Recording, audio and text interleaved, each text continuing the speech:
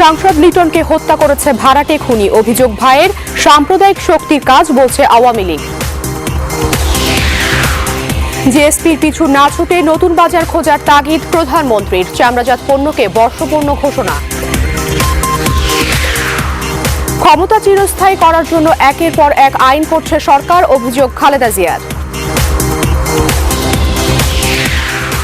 জোটবদ্ধ নির্বাচন করে ক্ষতিগ্রস্ত হয়েছে জাতীয় পার্টি, আগামীতে এককভাবে নির্বাচন করার ঘোষণা এরশাদের।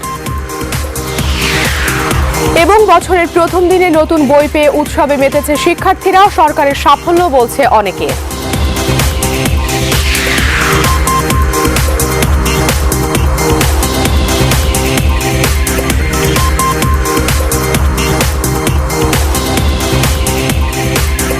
নিউজ 24 সংবাদে স্বাগত। আমি আফরিন আনোয়ার। দেখছিলেন শরিয়া ভিত্তিক ইউনিয়ন ব্যাংক লিমিটেড সংবাদ শিরোনাম।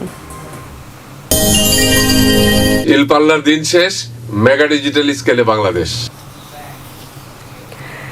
সাংসদ মঞ্জুরুল ইসলাম লিটনকে হত্যা করতে বাইরে থেকে লোক ভাড়া করা হয়েছিল বলে অভিযোগ করেছেন তার ভাই শহীদুল ইসলাম।